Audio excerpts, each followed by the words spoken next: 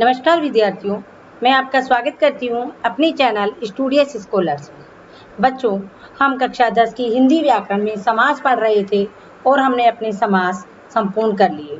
हमने देखा समास 6 प्रकार के होते हैं।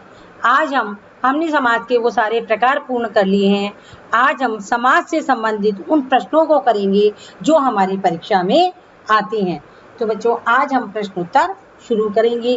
देखो बच्चों, वस्तुनिष्ठ प्रश्न उत्तर भी आ सकते हैं, इसके साथ ही लघुतरात्मक, अति लघुतरात्मक प्रश्न भी आ सकते हैं। हमारा जो अभी रिड्यूस सिलेबस है, उस सिलेबस में 2022 का जो अभी सिलेबस आया है, उस सिलेबस के अंतर्गत मैं आपको एक वीडियो में सिलेबस भी डाल दूंगी और बता भी दूंगी कि कितना कितना क्या क्या आएगा। तो उस सिलेबस में हमारे यहाँ समास है। तो आज हम समास से संबंधित कुछ प्रश्न करेंगे, उनको आप यहाँ देखो। सबसे पहले हम करेंगे जो ऑब्जेक्टिव टाइप यानी वस्तुनिष्ठ जो प्रश्न उत्तर होते हैं, उनको हम करेंगे। हमारा पहला प्रश्न है, समास के कितने भेद हैं? ये मैंने आपको शुरू में ही बताया था कि समास के 6 भेद हैं, 4 भेद है, 5 भेद है या 3 भेद है। तो बच्चों, हमने देखा समास के 6 भेद हैं। कितने भेद हैं समास के? 6 भेद हैं। कौन कौन से हैं? नंबर 1 अव्ययी भाव समास, नंबर 2 तत्पुरुष समास, नंबर 3 कर्मधारय समास, नंबर 4 द्विगु समास, नंबर 5 द्वंद्व समास और नंबर 6 बहुब्रीहि समास। तो समास के कितने भेद हो गए? समास के 6 भेद हैं। हमारा अगला प्रश्न है कि तत्पुरुष समास जो होता है उसमें कौन सा पद प्रधान होता है? देखो बच्चों, तत्पुरुष समास होता है, इसके भी 6 भेद होते हैं जो कि कारक पर निर्भर होते हैं। किस पर निर्भर होते हैं? कारक पर। ये मैं आपको शुरू में बता चुकी हूँ। कर्म कारक सबसे पहले आता है कर्म कारक समास, उसके तत्पश्चात आता है करण कारक समास, फिर आता है संप्रदान कारक समास, फिर आता है अपादान तत्पुरुष समास यानी अपादान कारक तत्पुरुष समास कर लो, चाहे इसको संबंध तत्पुरुष समास और अधिकरण तत्पुरुष समास यानी तत्पुरुष समास के 6 भेद होते हैं। और इसमें जो पद प्रधान होता है बच्चों, वह द्वितीय पद प्रधान होता है। कौन सा पद प्रधान होता है? द्वितीय पद प्रधान होता है। मैं आपको इसका एक उदाहरण दे करके समझा देती हूँ फिर से। जैसे हम एक उदाहरण ले लेते हैं, जैसे है शरणागत। क्या है? शरणागत। शरणागत का जब हम क्या करते हैं? समास विग्रह करते हैं तो ये हो जाता है शरण को आगत। किसको आगत? शरण को आगत यानी शरण में आया हुआ। शरण को आगत। जो ये को है, ये कौन सा कारक है? ये है कर्म कारक। कौन सा कारक है? कर्म कारक। तो तत्पुरुष समास में द्वितीय पद प्रधान होता है। तीसरा है कर्मधारय समास की क्या विशेषता है? देखो बच्चों, कर्मधारय समास में क्या होता है? एक पद विशेषण होता है और एक पद विशेष्य होता है। यानी जो दूसरा पद होता है, यानी जो उत्तर पद होता है, उसकी जो प्रथम पद है उसकी विशेषता बतलाता है। यानी प्रथम पद विशेषण होता है और द्वितीय पद उत्तर पद जो होता है वो विशेष्य होता है। तो इसमें क्या होता है? जो विशेष्य होता है ये प्रधान पद होता है, उत्तर पद प्रधान पद होता है। इसका एक उदाहरण देखो आप। जैसे हम एक इसका उदाहरण देखेंगे, नील गाय। क्या है? नील गाय। तो इसमें जो उत्तर पद है गाय, ये क्या है? ये है विशेष्य यानी ये प्रधान पद है और इसका विशेषण क्या है? नील। क्या है? नील। यानी यदि हम इसका समास विग्रह करेंगे तो ये आएगा, क्या आएगा? ये नीली है जो गाय। क्या है? नीली है जो गाय। यानी गाय की क्या विशेषता है? कि गाय नीली है। तो कर्मधारय समास की विशेषता है जिसका पहला पद विशेषण हो और दूसरा पद विशेष्य हो यानी प्रधान पद हो। अगला प्रश्न देखो बच्चों, तत्पुरुष समास के कितने उपभेद होते हैं? तत्पुरुष समास के 6 उपभेद होते हैं। मैंने आपको बताए थे तत्पुरुष समास के जो कारक हैं, वो कारक से संबंधित जितने भी भेद हैं वो सब तत्पुरुष समास के होते हैं। जैसे कर्म तत्पुरुष समास, करण तत्पुरुष समास, संप्रदान तत्पुरुष समास, अपादान तत्पुरुष समास, संबंध तत्पुरुष समास और अधिकरण तत्पुरुष समास। हमारा अगला प्रश्न है कि किस समास में पहला पद संख्यावाचक होता है? मैं आपको शुरू में ही बता चुकी हूँ कि जो द्विगु समास जो होता है उसमें पहला पद सदैव संख्यावाचक होता है। जैसे एक उदाहरण देख लो आप, त्रिलोक। क्या है? त्रिलोक। त्रिलोक का मतलब 3 लोकों का समूह। पंचवटी। पंचवटी। पंचवटी का मतलब हो गया 5 वटों का समूह। तो यानी कि जहां पहला पद संख्यावाचक हो, जैसे यहाँ पंच, पंच से अर्थ है 5, त्रि, त्रि से अर्थ है 3, तो वह समास जिसमें पहला पद संख्यावाचक होता है वह कहलाता है द्विगु समास।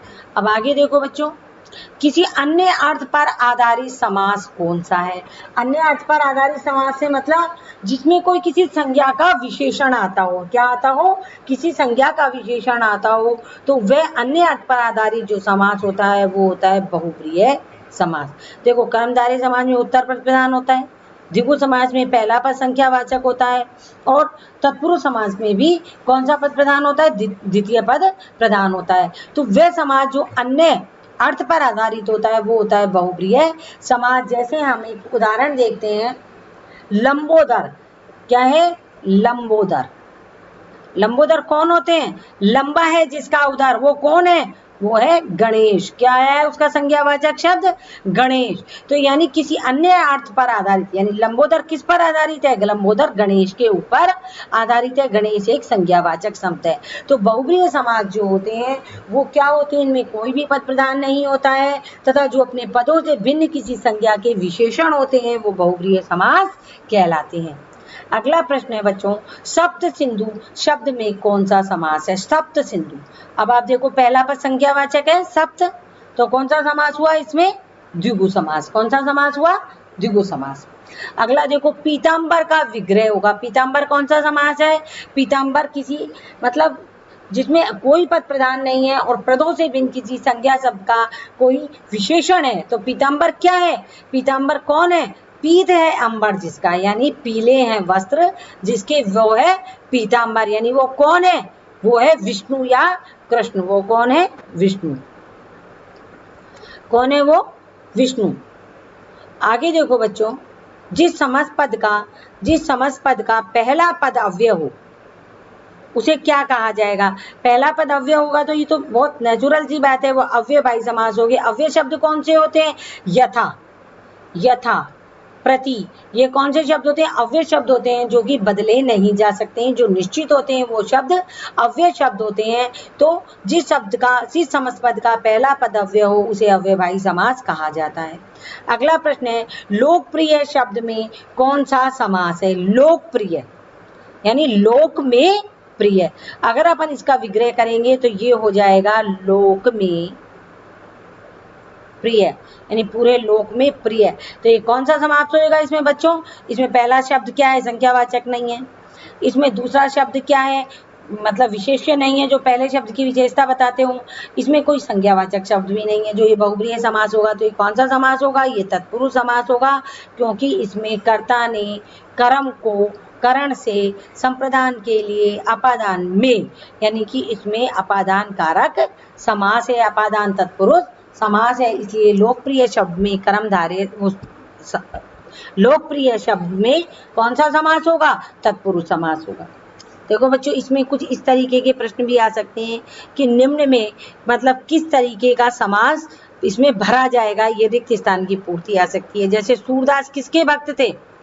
पीताम्बर के, नीलकंठ के या चतुर्मुख के? देखो, चतुर्मुख कौन होते हैं? ब्रह्मा जी। नीलकंठ कौन है? शिव जी। तो पीताम्बर कौन है? विष्णु या कृष्ण। कौन होते हैं? विष्णु या कृष्ण। तो सूरदास किसके भक्त थे? कृष्ण के, यानी पीताम्बर के भक्त थे। मेरी परीक्षा कब होगी? अक्टूबर में होगी। तो कौन सी परीक्षा होगी? वार्षिक, तिमाही या अर्धवार्षिक? तो देखो बच्चों, कौन सा ऐसा शब्द है जिसमें पहला पद संख्यावाचक है? तिमाही। कौन सा शब्द है? तिमाही, यानी 3 माह वाली। तो मेरी तिमाही परीक्षा अक्टूबर में होगी। सेना के जवानों को क्या देखते ही जोश आ जाता है? तिरंगा देखते ही जोश आ जाता है। हमारी संस्कृति में सर्वप्रथम कौन पूजे जाते हैं? लंबोदर, नीलकंठ या विष्णु? विष्णु कौन है? पीताम्बर। नीलकंठ कौन है? शंकर। और लंबोदर कौन है? गणेश। तो हमारी संस्कृति में सर्वप्रथम कौन पूजे जाते हैं? लंबोदर। लंका के राजा कौन था? लंका का राजा दशानन, विभीषण या कुंभकर्ण? देखो, लंका का राजा 10 आनन वाला था, यानी उसके 10 मुख थे। तो बहुप्रिय समास है, इसमें 10 मुख थे, यानी रावण। तो लंका के राजा दशानन ने राम की पत्नी का हरण किया। आगे देखो बच्चों, अब हमने वस्तुनिष्ठ प्रश्न देखे और रिक्त स्थान से संबंधित प्रश्न देखे। कुछ प्रश्न ऐसे होते हैं देखो बच्चों, कुछ प्रश्न होते हैं जो अति लघुतरात्मक होते हैं और कुछ प्रश्न होते हैं जो लघुतरात्मक होते हैं। तो हम ये दोनों तरह के कुछ प्रश्न देखेंगे। पहला प्रश्न है हमारा, देखो परिभाषा से संबंधित प्रश्न है, समास किसे कहते हैं। ये परिभाषा भी आपके आ सकती है। देखो, दो या दो से अधिक शब्दों का कारक चिन्ह आदि का लोप होकर जब एक पद की भांति प्रयोग होता है तो उसे समास कहते हैं। जब उसमें कारक चिन्ह लग जाता है तो वो समास का विग्रह हो जाता है। लेकिन जब कारक चिन्ह का लोप हो जाता है, जब दो शब्द मिलकर के एक शब्द बन जाते हैं पास पास बैठाने से, तो उसे समास कहते हैं। जैसे मैंने आपको शुरुआत में बताया था, पाठ की शाला, और जब की हटा देंगे तो हो जाएगा पाठशाला। अगला प्रश्न है बच्चों हमारा, अव्ययी भाव समास का लक्षण क्या होता है। देखो, अव्ययी भाव समास का जो प्रथम पद होता है वो अव्यय होता है। और अव्यय क्या होते हैं? अव्यय निश्चित शब्द होते हैं। जैसे यथा हुआ, या यथा शब्द है ये निश्चित है, ये बदलेगा नहीं। जैसे प्रति शब्द है ये निश्चित शब्द है, ये बदलेंगे नहीं। तो अव्ययी भाव समास के क्या लक्षण होते हैं कि जिस समस्त पद का एक भाग अव्यय हो, यानी प्रथम पार्ट अव्यय हो, उसे अव्ययी भाव समास कहा जाता है। जैसे यथाशक्ति, यथाशक्ति, प्रत्येक यानी एक एक, प्रतिदिन यानी दिन दिन। अगला देखो, अव्ययी भाव समास का एक उदाहरण विग्रह सहित कीजिए। यहाँ हमने कर दिया इसका। देखो, अव्ययी भाव समास का जो उदाहरण है, जैसे यथाशक्ति, ये यथा शब्द है, ये बदलेगा नहीं। शक्ति तो फिर भी बदल जाएगा, यथा के साथ योग भी लग जाएगा, यथा योग्य, यानी उसकी योग्यता के अनुसार हो जाएगा। या जैसे यह लिख रखा है शक्ति के अनुसार, लेकिन यथा नहीं बदलेगा। पहला पद अव्यय है जो बदलेगा नहीं। तो यथा शक्ति का यदि हम विग्रह करते हैं तो ये हो जाएगा शक्ति के अनुसार। अगला प्रश्न देखो बच्चों, तत्पुरुष समास की परिभाषा लिखिए। कौन सा समास है? तत्पुरुष समास। इसमें देखो, जिस समस्त पद का निर्माण किसी कारक चिन्ह के लोप होने से होता है और जिसका उत्तर पद यानी द्वितीय पद प्रधान होता है, उसे तत्पुरुष समास कहते हैं। आपको याद रखना होगा, तत्पुरुष समास वे होते हैं जिनमें कारक आते हैं और जब कारक चिन्ह का लोप हो जाता है तो जिसका उत्तर पद यानी दूसरा पद प्रधान हो, उसे तत्पुरुष समास कहते हैं। अगला प्रश्न है, कर्मधारय समास की परिभाषा लिखिए। बच्चों ध्यान रखो, जिस समास में एक विशेष्य होता है और दूसरा आगे वाला पद उसका विशेषण होता है, वह कर्मधारय समास कहलाता है। जिस समास के दोनों पदों में विशेषण और विशेष्य का संबंध होता है, यानी उपमेय और उपमान का संबंध होता है। ये उपमेय है और जो विशेषण होते हैं वो उपमान होते हैं, उनका संबंध होता है, वह कर्मधारय समास कहलाता है। जैसे नील कमल, क्या है? नील कमल। कमल तो कई तरीके के होते हैं, सफेद कमल होता है, गुलाबी कमल होता है, लाल कमल होता है वैसे, लेकिन ये कमल कौन सा है? नील कमल। नीला है जो कमल, तो कमल की क्या विशेषता आई है? नीला। क्या आई है? नीला। नीला है जो कमल, तो कौन सा समास हो गया? ये हो गया हमारा कर्मधारय समास। इसमें ये विशेषण है, नील है जो विशेषण है और कमल है जो विशेष्य है। तो बच्चों, अभी हमने आज यहाँ इतने ही प्रश्न किए हैं। आगे के जो प्रश्न हैं मैं आपको अगले वीडियो में कराऊंगी। तब तक आप इन प्रश्नों को देखिए और उन्हें समझने का प्रयास कीजिए। और यदि आपको ये पसंद आया है तो इसे लाइक कीजिए, शेयर कीजिए, सब्सक्राइब कीजिए। और आपको कोई भी डाउट हो तो आप कमेंट बॉक्स में डाल करके मेरे से पूछ सकते हैं। धन्यवाद बच्चों।